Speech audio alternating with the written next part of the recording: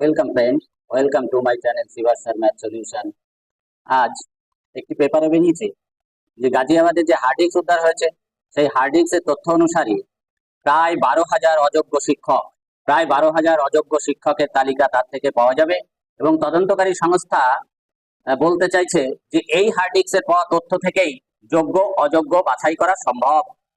গাজিয়াবাদ থেকে যে 3টি হার্ড ডিস্ক পাওয়া গেছে, তাতে 12,000-এর কাছাকাছি অযোগ্য প্রার্থীর তথ্য উচ্চ আদালতে জমা দেওয়া হয়েছে বলে সিবিআই সূত্র জানাচ্ছে। তদন্তকারীদের কথায়, নাইসার কর্মচারী পঙ্কজ বানশালের বাড়ি থেকে উদ্ধার হওয়া কম্পিউটারের হার্ড ডিস্কের ডেটাবেস থেকে বা তথ্য ভান্ডার অনুযায়ী 26,000 পরীক্ষার্থীর মধ্যে প্রায় 12,000-এর কাছাকাছি ক্ষেত্রে গড়মিল পাওয়া গেছে। সাদা খাতা জমা দেওয়া বা নামমাত্র ঠিক উত্তর দেওয়া পরীক্ষার্থীদের অনেকেই তালিকায় প্রথম দিকে রাখা হয়েছিল, তবে তদন্তকারীদের সূত্র বলে জানিয়েছে। তদন্তকারীদের দাবি, নাইসা কর্তা নীলাদ্রি ঘোষের নির্দেশে পঙ্কজ পরীক্ষার্থীদের স্ক্যানার করা ওএমআর শিটের উত্তরপত্র নম্বর বাড়ানোর কাজ করেন বলে জিজ্ঞাসাবাদে কবুল করেছিলেন। এরপরেই তার বাড়ি থেকে ওই সব হার্ড ডিস্ক বাজেয়াপ্ত করা হয় এবং পাশাপাশি পঙ্কজের বয়ানের ভিত্তিতে নীলাদ্রিকে গ্রেপ্তারও করা হয়েছিল। তাহলে আপনারা বুঝতে পারছেন যে এসএসসির যে মামলা, যে 26,000 চাকরি প্রার্থী বা টিচার শিক্ষকদের চাকরি বাতিল করা হয়েছিল, সেই বাতিল করাদের মধ্যে অনেকাংশেই যোগ্য যোগ্য শিক্ষকরা রয়েছেন। সুতরাং ওই হার্ড ডিস্কের তথ্য ধরে যোগ্য অযোগ্য বাছাই করা সম্ভব বলে তদন্তকারী সূত্রটি জানিয়েছেন। এই এই মামলায় এসএসসির কয়েকজন কর্মচারী এই মামলায় সাক্ষী হয়েছেন। উচ্চ আধিকারিকদের নির্দেশ পালন করে কারচুপিতে তারাও জড়িত বলে সিবিআই সূত্রে দাবি। তদন্তকারীদের কথায়, সাদা খাতা জমা দেওয়া বা নামমাত্র উত্তর লেখা পরীক্ষার্থীদের একটি বড় অংশকেও জিজ্ঞাসাবাদ করা হয়েছে। তাতে টাকার বিনিময়ে কিভাবে অযোগ্য প্রার্থীদের চাকরি পাইয়ে দেওয়ার ব্যবস্থা করা হয়েছিল সেই বিষয়ে জানা গিয়েছে। তবে আপনারা বুঝতে পারলেন যে কিভাবে যোগ্যদের পাশাপাশি অযোগ্যদের এই 26,000-এর মধ্যে অযোগ্যদের ঢুকানো হয়েছিল। 2016 সালের এসএসসি নিয়োগে কি ধরনের কারচুপি হয়েছিল।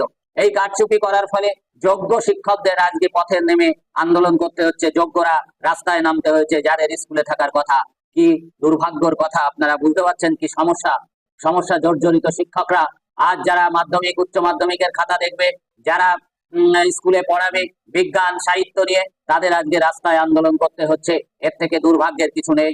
তবে গাজিয়াবাদের যে হার্ড ডিস্ক, 3টে হার্ড ডিস্ক উদ্ধার হয়েছিল, সেই গাজিয়াবাদের হার্ড ডিস্ক থেকে যোগ্য অযোগ্য যখন বাছাই করা সম্ভব, যখন তদন্তকারী সংস্থা দাবি করছে যে যোগ্য অযোগ্য বাছাই করা সম্ভব, তখন কেন এসএসসি বা রাজ্য সরকার বা মধ্যশিক্ষা পর্ষদ তাদের সেগ্রিগেশন করে তদন্ত প্রক্রিয়াকে সঠিকভাবে মূল্যায়ন করে কেন তারা এখনো পর্যন্ত যোগ্য অযোগ্য বাছাই করেনি?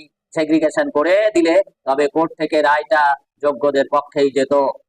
আমাদের এইখানে দুর্ভাগ্য, একজন শিক্ষক হিসাবে আমাদের মনে হয় যে এই যোগ্য শিক্ষকদের প্রতি এটা একটা চরম বঞ্চনা এবং অপমানের, যা এখনো পর্যন্ত ঘটে চলেছে।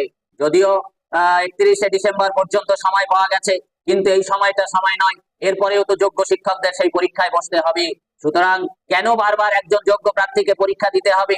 এটাই সর্বস্তরের মানুষের দাবি হওয়া উচিত, সমস্ত শিক্ষকের দাবি হওয়া উচিত।